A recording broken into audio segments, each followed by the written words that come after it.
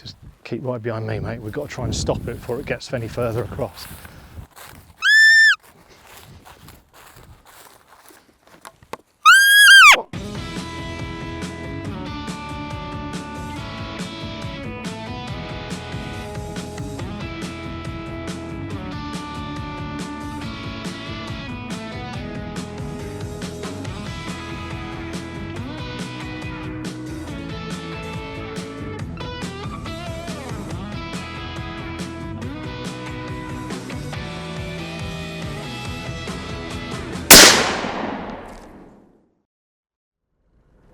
So we're just driving across these stubble fields because the rut started in theory, and quite often you'll get a buck and a doe just out in the middle of these fields chasing round.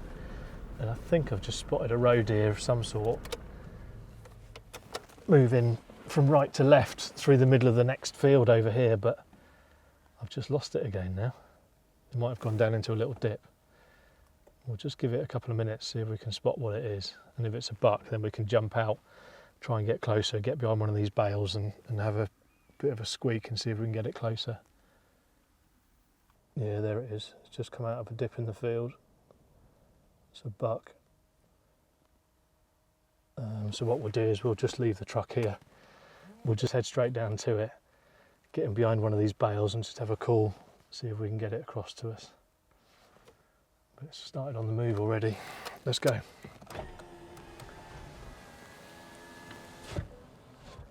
Okay, just keep right behind me, mate. We've got to try and stop it before it gets any further across.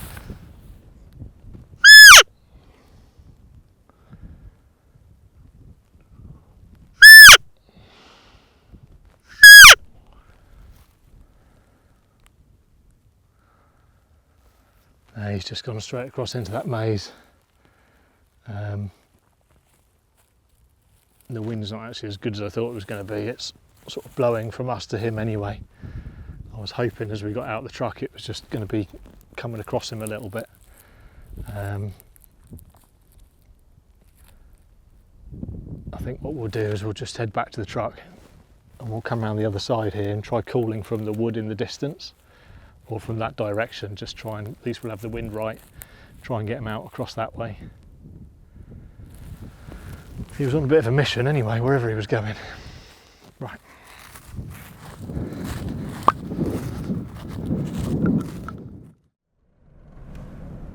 So we're just driving past this carrot field. The last episode, if you remember, we were out there looking at a bit of damage from the red stags.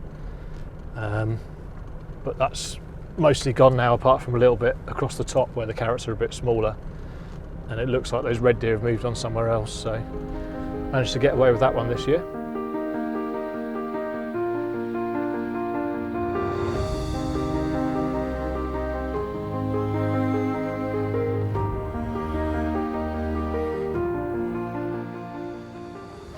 So I've got, as usual, I've got the Bootaloo call just on my binocular harness, so I'll use that really for stopping deer, or if I'm not going out specifically to call, then I can try calling with this. It's okay, but you can't get quite as much control over it with just using it in your hand. So I've got 3 mouth calls that are specifically used for going out with the roe or calling muntjac.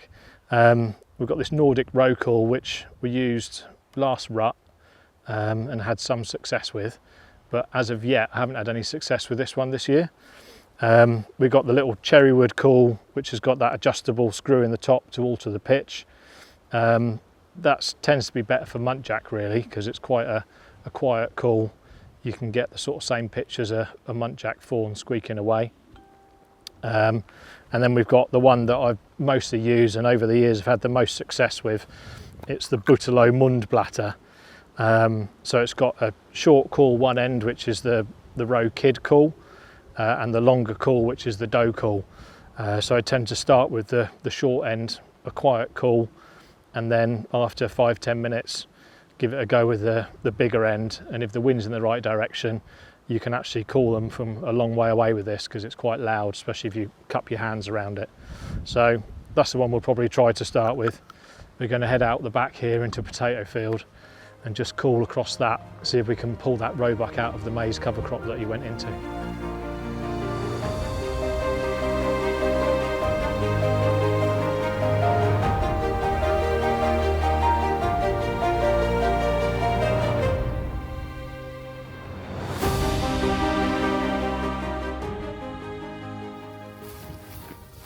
So that potato field's out on the right hand side here, but it's like full sun on that side of the hedge, so we've just come up here to give ourselves a little bit of cover, and then just going to go around the corner, tuck myself back in a little bit of shade, and then we'll have a call, see if we can get that buck out of the maze from that side.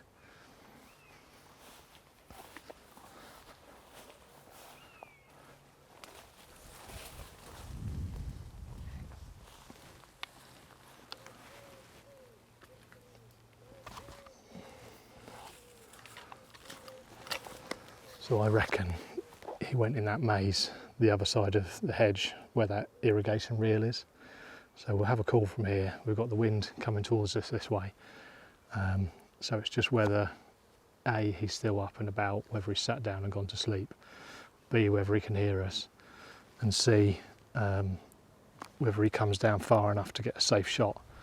We've got a bit of a skyline up here, so we don't want him to come across on the skyline and then down. We really want him to come straight across from that reel and get a shot in this bottom here. So we'll make a start.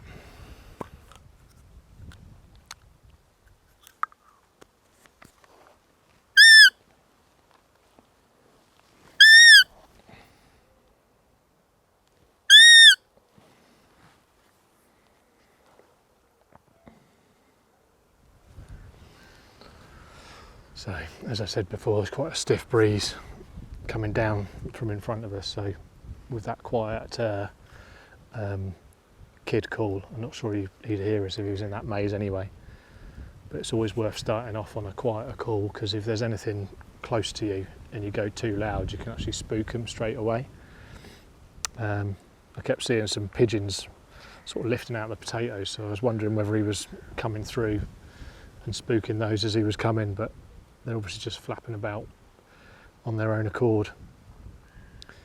So the general rule with the calling is, traditionally you'd sort of do 3 squeaks, wait a little bit, then do another 2, and then back to 3 again, and so on and so on. But it kind of depends how the deer's reacting.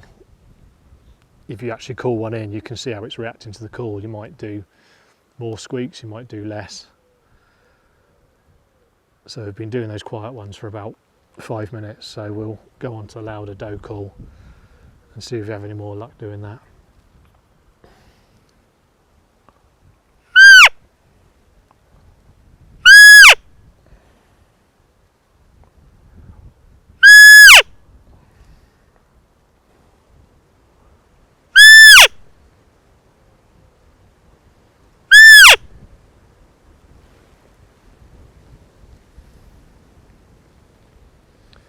Well, there's nothing obvious. We've been squeaking for another 5-10 minutes. I'm not convinced it can hear us with the wind and be on the other side of the hedge. So I think we'll just cut across this potato field. We'll go through the hedge, through the maze, lower down than where we think the buck is. And then we'll find another straw bale to get behind, and we'll just have a call from over there for a few minutes. If we don't have any luck, then we'll head back to the vehicle and try somewhere else.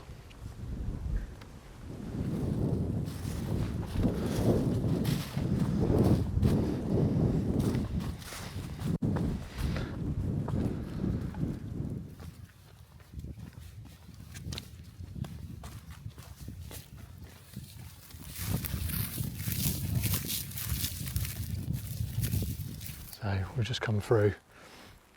When we were in the truck all the way over here, the buck went in the maze about 200 metres up.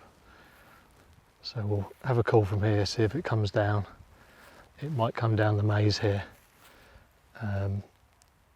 Again, we've got the problem of we've got to get it fairly close to get a safe shot with that skyline in the background. But there's also a younger buck here, like a little 2-pointer, which I think is probably in the hedgerow behind us. So going to keep an eye open all around this time. And obviously we're in the sun now, so I'm going to put the face mask up a little bit just to break up my my face. We'll see what happens.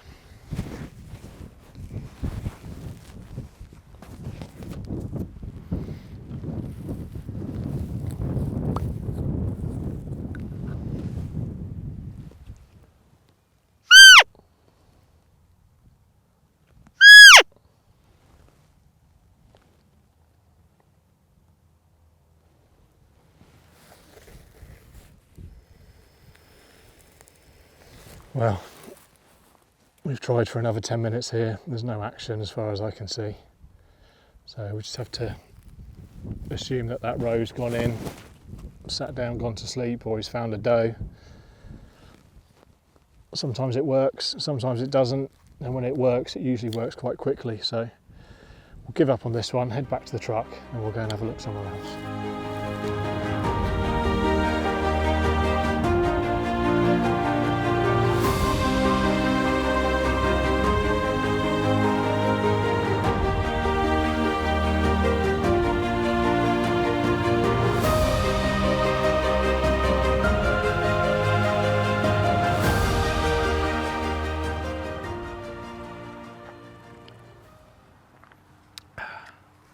So we've just come along the fields a little bit to another spinney or small wood. We've got the wind coming to the camera at the moment. So I'm just going to go and have a look at a stubble field left hand side of this wood, and then we'll probably drop into the top of this wood. There's quite an open area along the top there. And we'll have a call in there, see if we can pull anything out from further along where I think this buck and a doe usually hang out.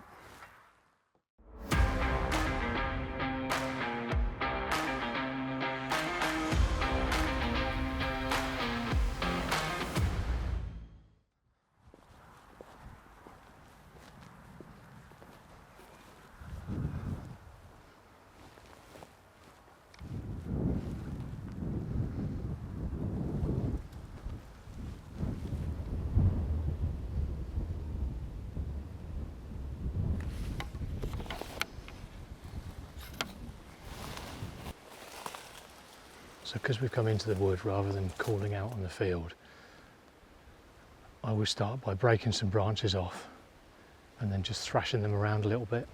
Because if you've got a territorial buck in here and he hears that, then they should come running because they think it's another one moving in on their territory. So we'll try doing that for 5 minutes or so. And if nothing happens, then we'll have a call as normal. Just get some branches from here and then we'll just find a spot through here because it's a little open area in here, so if something comes along we should be able to get a good shot.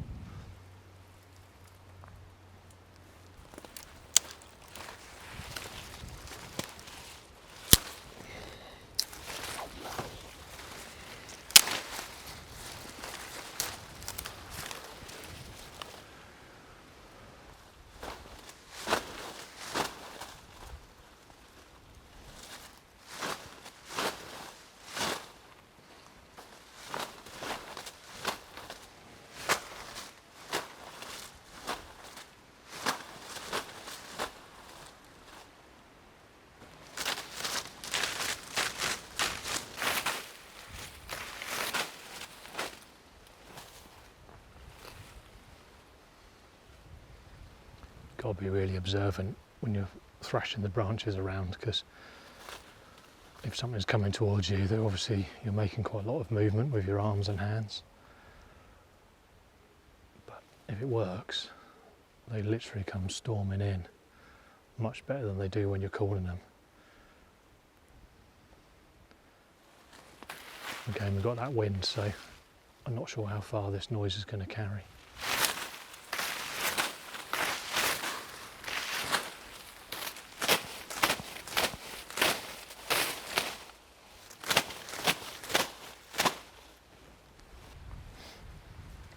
We haven't had any luck just thrashing those branches around, but it's always worth a try. So we'll just go onto the caller again, just doing that little kid call to start with. You'll see we've got the Blaser sticks back again, and they've got the 5th leg on this, so it's quite handy. You can just set it up and let it sit there and be ready. The only thing to bear in mind with all these quad sticks is if a buck comes close or starts moving around the side of you, it's generally going to be within 20-40 metres or so. So rather than trying to move the whole lot round to where the buck is, just drop off the back and just use them as a 2, because you'll be close enough, so you'll be steady enough.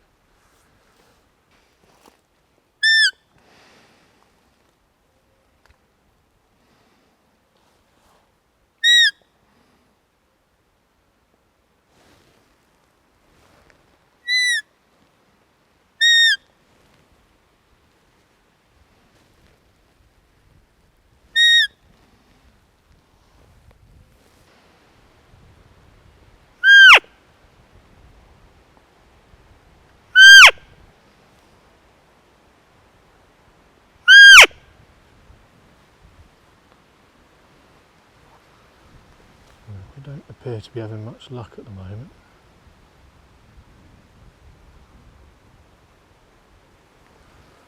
So we'll just stalk forward another 100 metres or so, and then we can look down into another little dip across the top part of this wood where it's quite open.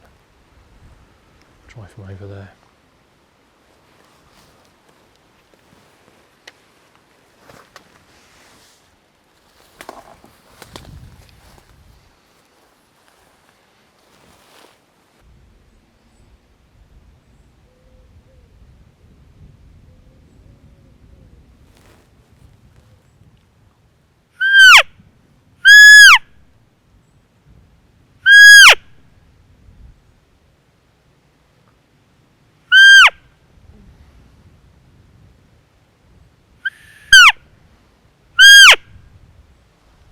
Well, still no luck. When it works it's brilliant, and when it doesn't work you feel like a complete wally just standing there squeaking away for ages. We'll just have a look over the next brow of this hill. There's a couple of big pits down in here. Just look with a thermal in case we can see something sat there. If there's nothing obvious we'll head back to the truck, and then we'll do what we were going to do in the first place and just drive around some stubbles and try and find a buck and a doe out in the open and see if we can call them from there. It's always easier to call something if you can see it, because if nothing else you can see how it reacts to the call. You know whether it's worth calling or just a waste of time.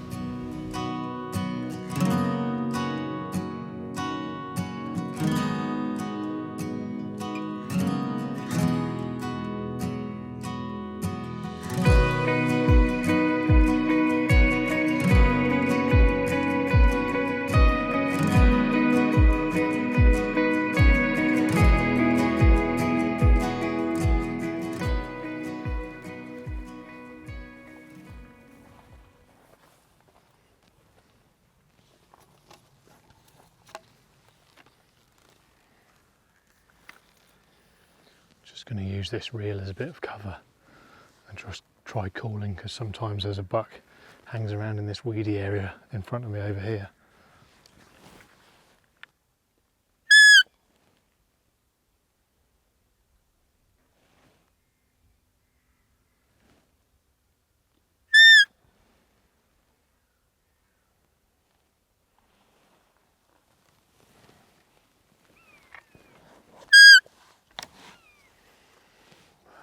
No luck here, so we'll head through, try and get a bit better for the wind. We've got another 2 sort of rough fields, so we might find something in there if we're lucky. Yeah. So we've just noticed a roebuck out in the field here. Tried squeaking a bit, it doesn't seem to be taking any notice at all. So we'll just try stalking towards it, see if we can get close enough to get a shot on it.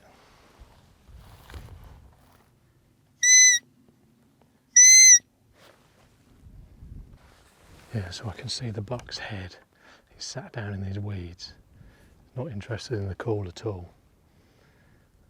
It's hard to describe where he is, but in the far distance there's 4 quite obvious exposed pine tree trunks in the sun, and then there's a telegraph pole to the right of those, so it looks like 5 sort of poles in the distance, and he's in line with the left hand one of the 5, about 110 metres out in front of us.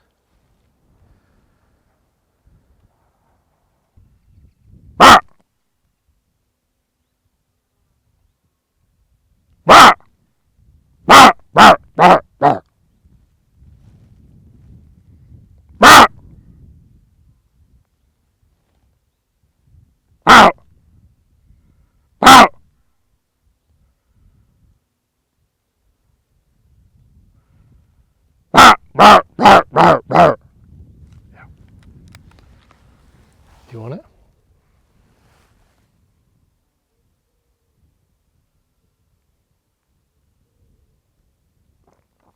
Keep on it.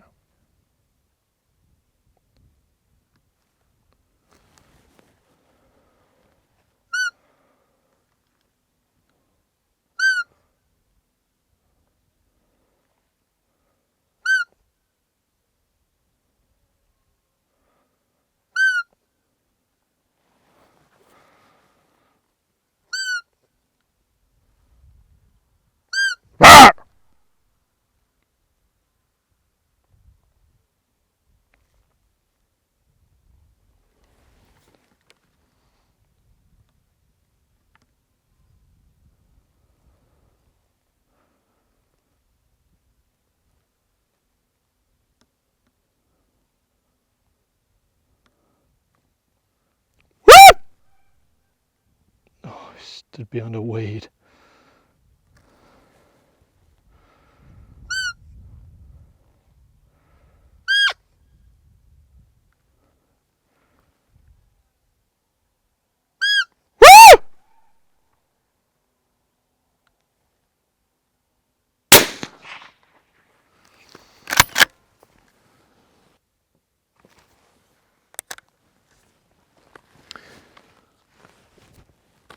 Well, we didn't call that one.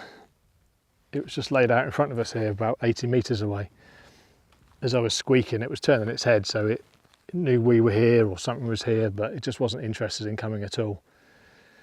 And I thought about just waiting for half an hour for it to stand up, but you can sometimes get away with making a bit of a bark as if you're another roebuck or a roe in the area to get their attention, and that obviously alerted him and then made him stand up. As he was walking away from us, he had a bit of a limp on him, although this is quite rough ground, so maybe he was just stumbling through the ground. But yeah, we'll go and have a look. Gave him a loud shout at the end to get him to stop side on, and just got a shot just shooting through the top of some weeds, just to sort of skim over the top of them, so sort of assuming it's a high chest shot really. Yeah, so we'll wander over and see.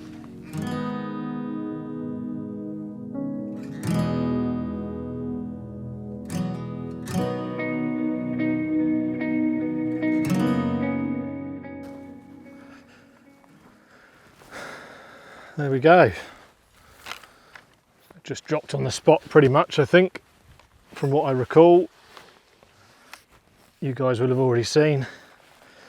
That's the exit on this side, so just through the shoulder. Nice mature buck. Got quite thick antlers. But this is this area where we've had quite a bit of luck this year. It's the one that's going to turn into solar panels at some point, so really there's no real coal plan here. It's just take bucks from here before we lose them somewhere else when they start building these solar panels. But not a particularly big body on him.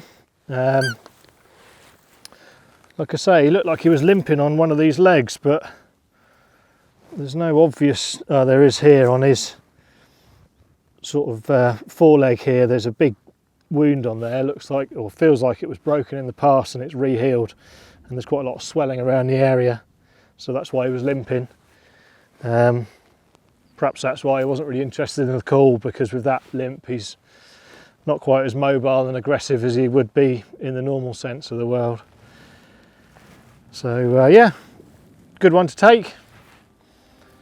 We'll get him back to the larder and get it sorted out.